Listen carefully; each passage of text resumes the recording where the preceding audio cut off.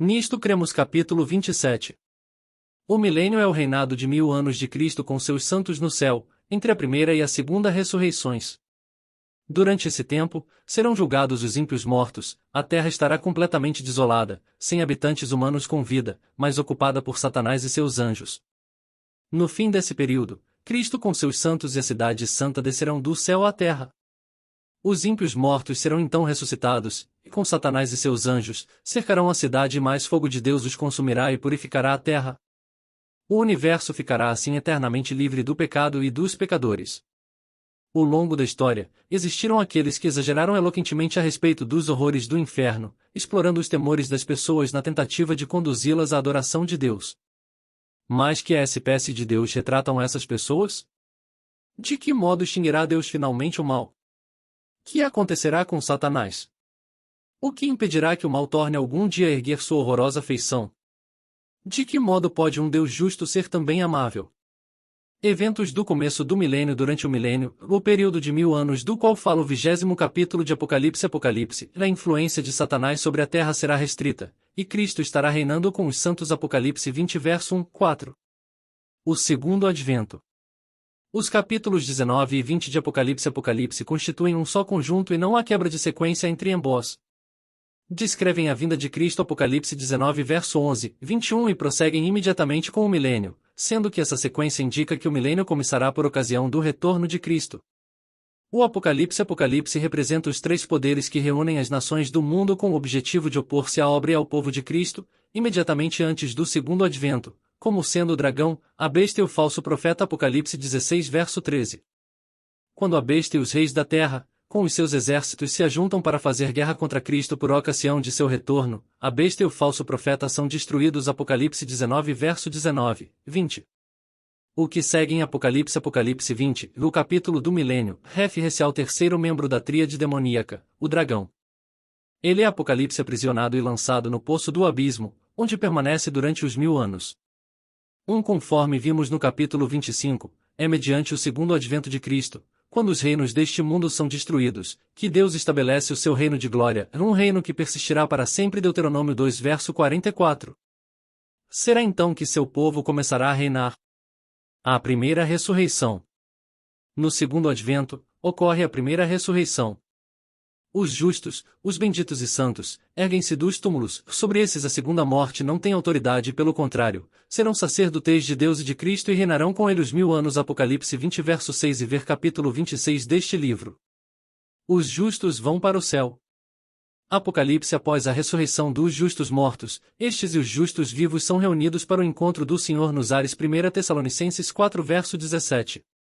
Então Jesus cumprirá a promessa que fez imediatamente antes de deixar este mundo. Vou preparar-vos lugar.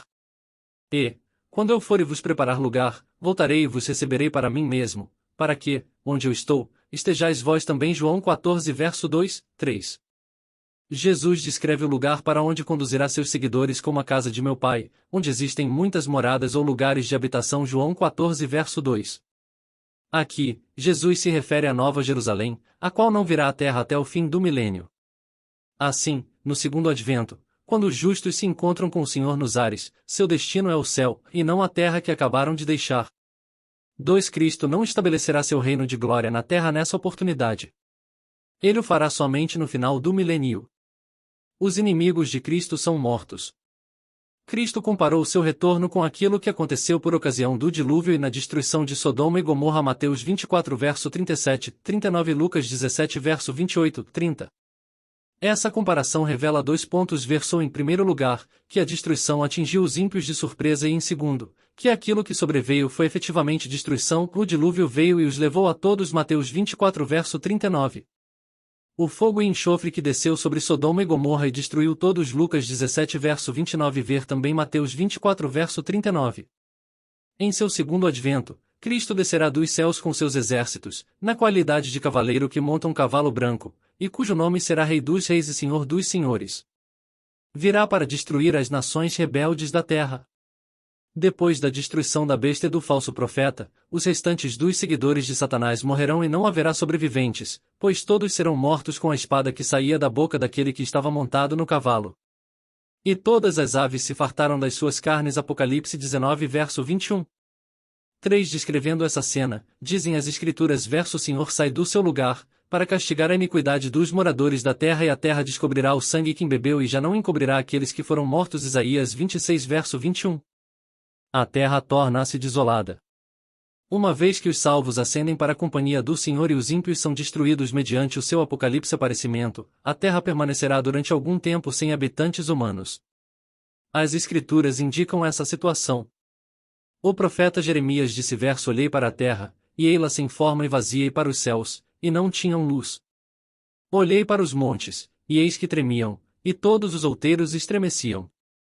Olhei, e eis que não havia homem nenhum, e todas as aves dos céus haviam fugido. Júnior 4 verso 23, 25. Jeremias utiliza a terminologia encontrada em Gênesis 1 verso 2, sem forma e vazia, indicando que a terra se tornará tão caótica como era ao começo da criação. Satanás é preso.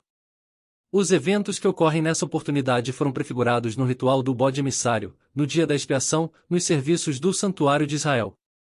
No dia da expiação, o sumo sacerdote purificava o santuário mediante o sangue expiatório do bode do Senhor.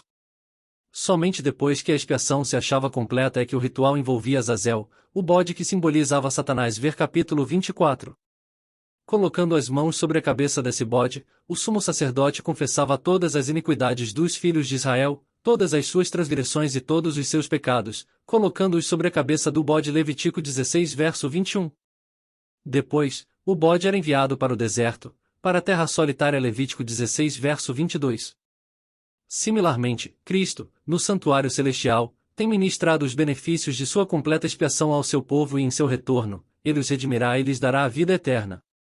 Quando ele houver completado sua obra de redenção e purificação do santuário celestial, colocará os pecados de seu povo sobre Satanás, o originador e instigador do mal.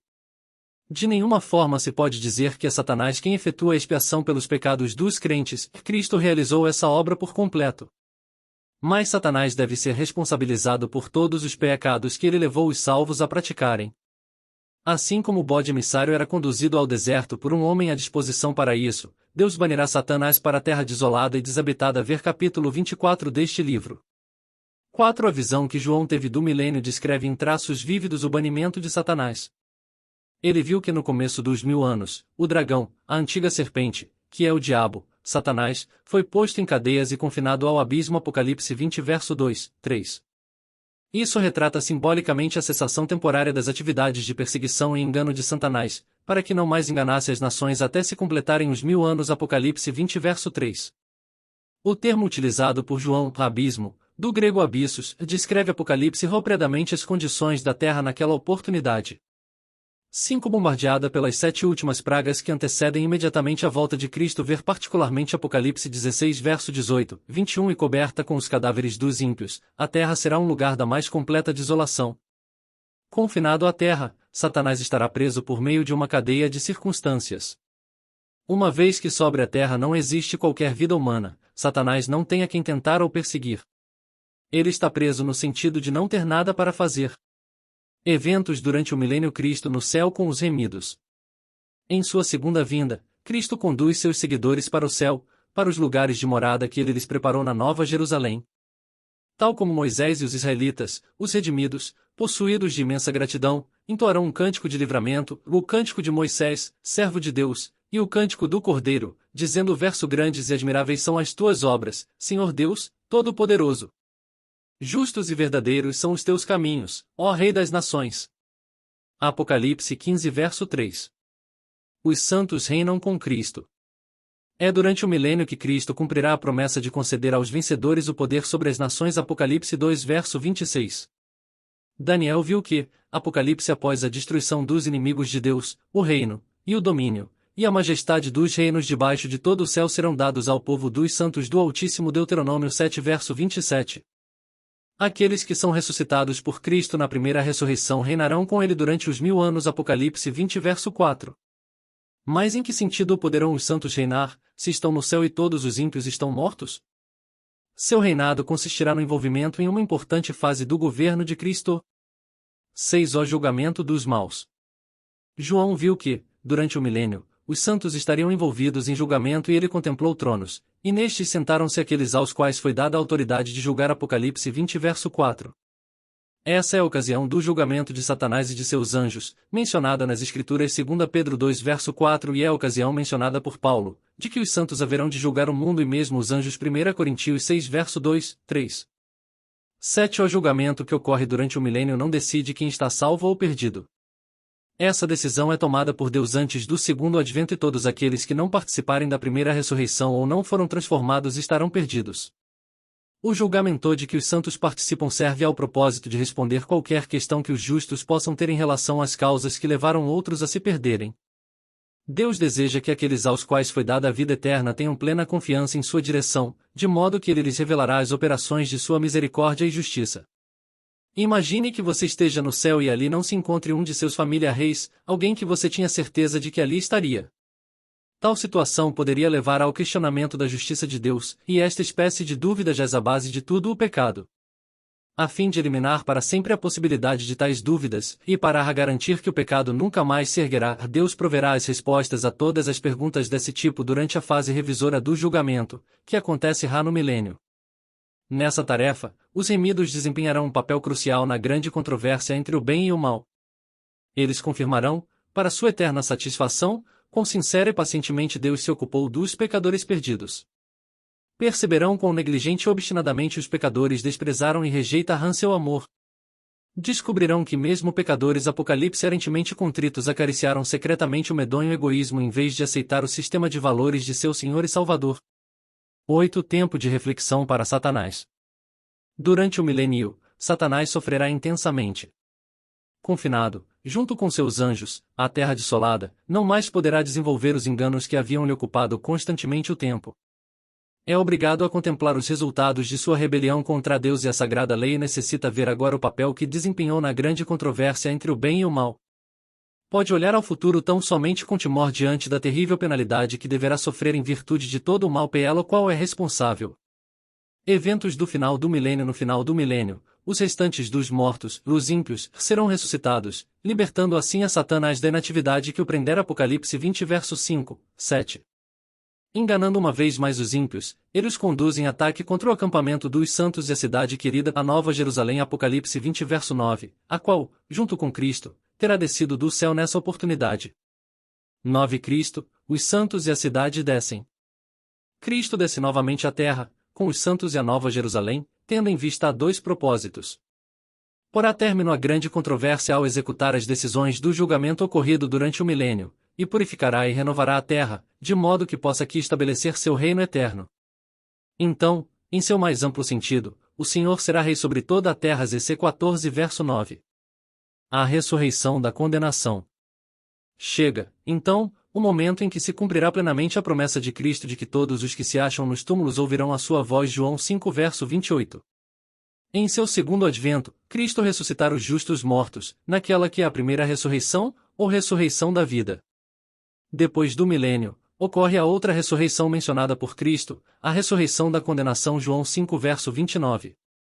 O Apocalipse também faz referência a essa ressurreição versus restantes dos mortos, daqueles que não participaram da primeira ressurreição a não reviveram até que se completassem os 1000 anos. Apocalipse 20 verso 5.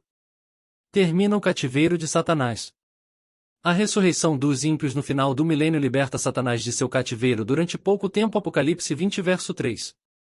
Em sua última tentativa de desafio ao governo de Deus, ele sairá a seduzir as nações que há nos 4 quintos da terra. Apocalipse 20 verso 8. Uma vez que os ímpios ressuscitaram no mesmo espírito rebelde que possuíam ao morrer, a tarefa de Satanás não será difícil. O ataque à cidade. Em seu último engano, Satanás procurará inspirar nos ímpios a esperança de capturar o reino de Deus pela força. Reunindo todas as nações do mundo, ele as conduz contra a cidade santa. Apocalipse 20 verso 8, 9. 10. Os ímpios que obstinadamente se recusaram a entrar na cidade de Deus por intermédio dos méritos da expiação sacrificial de Cristo, determinam-se então a conseguir entrada e domínio sitiando-a para tomá-la de assalto. 11. O fato de que os ímpios, tão logo recebem novamente de Deus a vida, volvem-se contra ele tentando derrubar seu reino confirma que a decisão que Deus tomou a respeito deles está correta.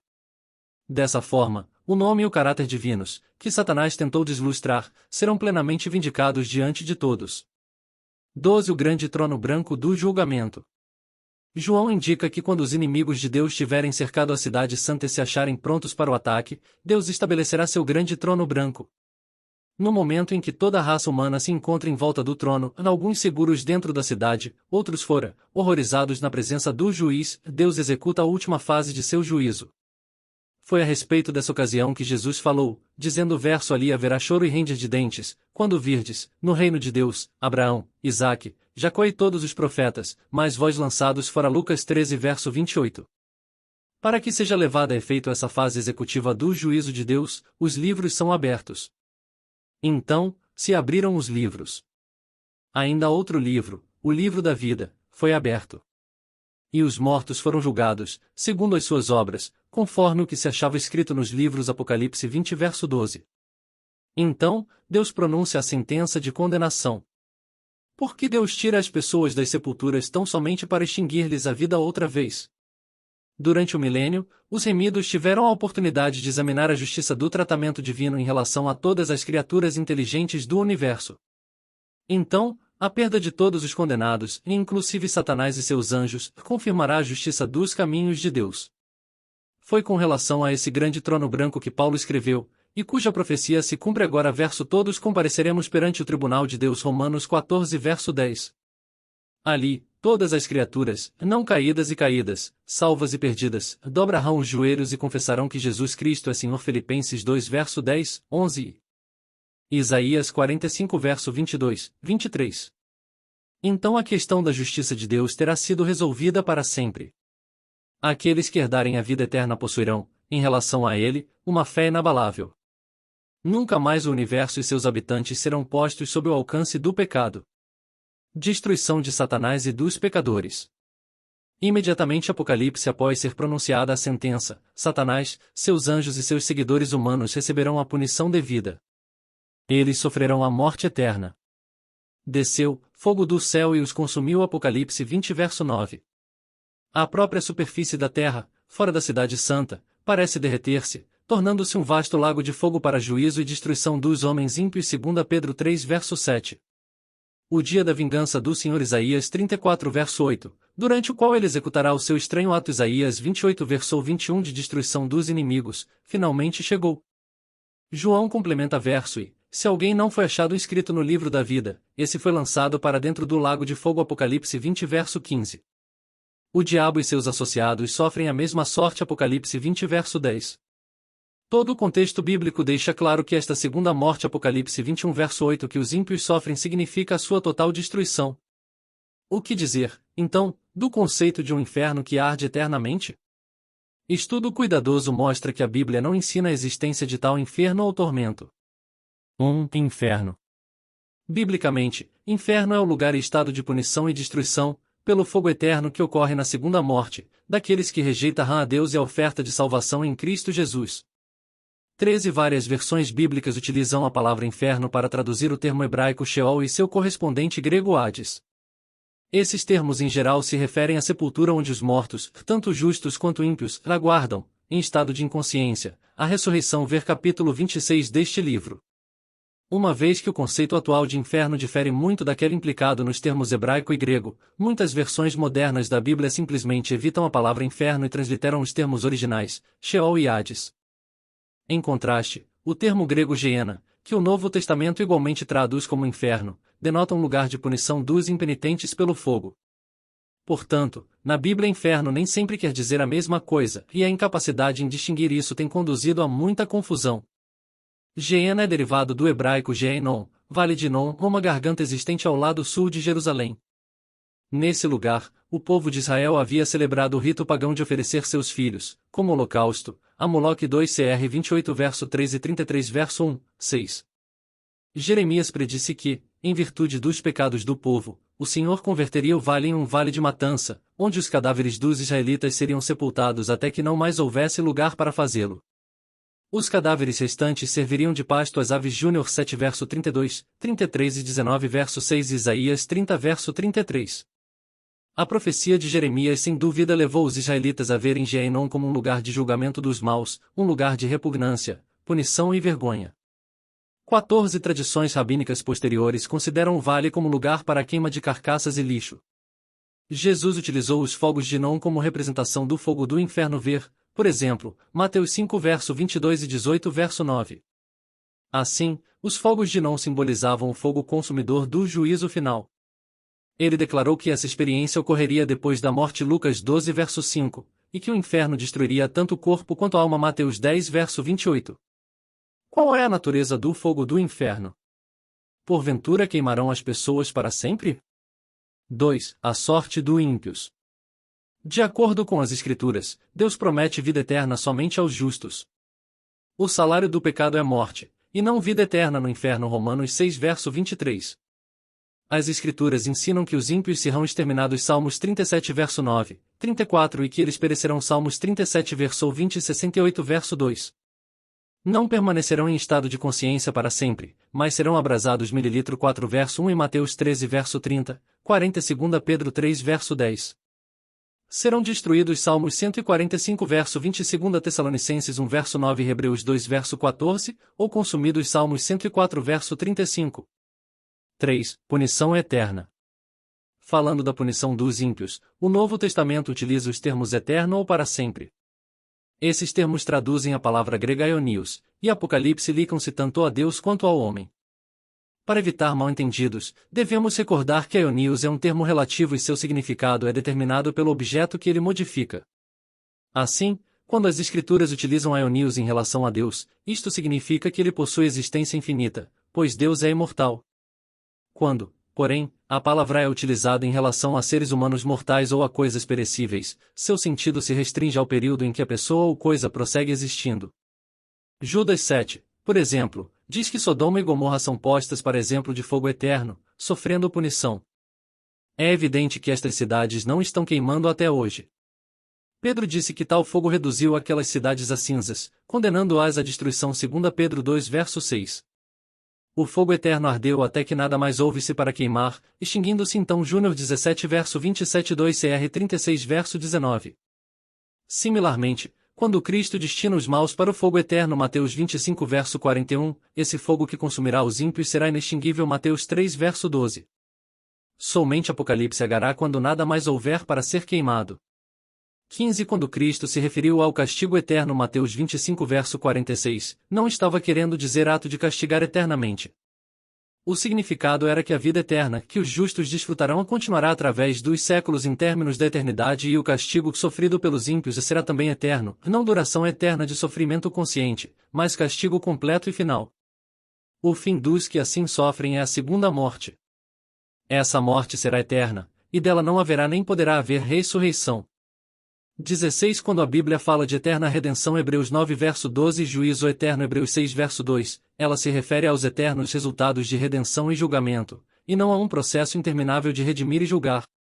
Da mesma forma, quando fala de punição eterna, está falando dos resultados e não do processo. A morte experimentada pelos ímpios é final e eterna. 4. Atormentados para sempre e sempre. A Escritura utiliza também a expressão pelos séculos dos séculos. Apocalipse 14 verso 11 19 verso 3 e 20 verso 10, o que tem contribuído para a conclusão de que o castigo de Satanás e dos ímpios perdurará ao longo de toda a eternidade. Entretanto, assim como ocorre com o eterno, o objeto modificado pela expressão pelos séculos dos séculos ou para sempre, determina o significado da própria expressão. Quando ela se associa a Deus, seu significado é absoluto. Pois Deus é imortal e associada aos seres humanos mortais, seu significado é limitado. A descrição que as Escrituras fazem da divina punição de Edom constitui bom exemplo do uso da expressão. Isaías diz que Deus haveria de transformar aquele país em piche fervente, o qual nem de dia nem de noite se Apocalipse agarrar, e que a fumaça desta queima subirá para sempre. De geração em geração ele jazeria deserto e ninguém passaria por ali para todo o sempre. Edom foi destruído, mas não mais se encontra ardendo. Para sempre durou até que a destruição foi completada.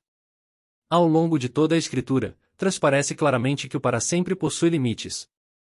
O Antigo Testamento diz que um escravo poderia servir a seu senhor para sempre. Êxodo 21 verso 6, que o menino Samuel deveria morar no tabernáculo para sempre. 1 Samuel 1 verso 22 e que Jonas pensou que permaneceria no ventre do grande peixe para sempre. JN 2 verso 6. O Novo Testamento utiliza a expressão de modo similar e Paulo, por exemplo, aconselha Filemon a receber Onésimo para sempre. FM 15. Em todos estes KSOS, para sempre refere-se a enquanto a pessoa viver.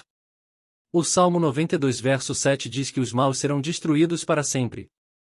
Profetizando a grande conflagração final, Malaquias disse verso: eis que vem o dia, e arde como fornalha, e todos os soberbos e todos os que cometem perversidade serão como restolho, e o dia que vem os abrasará, diz o Senhor dos Exércitos, de sorte que não lhes deixará nem raiz nem ramo. Mililitro 4 verso 1. Uma vez que os ímpios, Satanás, anjos maus e pessoas impenitentes, são todos destruídos pelo fogo, tanto ramos quanto raízes, não mais haverá utilização adicional para a morte ou Hades. Ver capítulo 26 deste livro. Esses também serão destruídos eternamente por Deus. Apocalipse 20 verso 14. Assim, a Bíblia deixa bem claro que eterna é a punição resultado, e não a punição processo. É isso que representa a segunda morte. Dessa morte não há ressurreição e seus resultados são eternos. O arcebispo William Temple estava correto ao afirmar verso: uma coisa podemos afirmar com segurança verso: o tormento eterno deve ser eliminado. Se os homens não houvessem importado a noção grega e não bíblica da indestrutibilidade natural da alma do indivíduo, e então lessem o Novo Testamento com esta mensagem em mente, haveriam de obter deste Novo Testamento a crença, não de um tormento eterno, mas de uma aniquilação. É o fogo que é chamado de eterno, não a vida lançada dentro dele. 17 Tendo sido executada completamente a penalidade determinada pela lei de Deus, acham-se satisfeitas as demandas da justiça. Novos céus e nova terra proclamam a justiça do Senhor. 5. O princípio da punição. A morte é o resultado final do pecado. Como resultado do pecado, todos os que rejeitam a salvação oferecida por Deus morrerão eternamente. Contudo, alguns pecaram flagrante e demoniacamente, deleitando-se com os procedimentos que praticaram, levando outras pessoas ao sofrimento. Outros viveram uma existência pacífica e de relativo valor moral, sendo que sua maior culpa será o fato de haverem rejeitado a salvação que provém de Cristo. Seria justo que todos sofressem igual punição?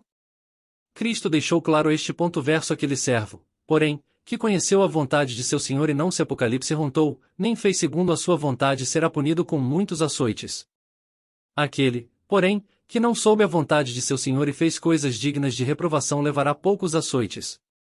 Mas aquele a quem muito foi dado, muito lhe será exigido, e aquele a quem muito se confia, muito mais lhe pedirão. Lucas 12 verso 47, 48.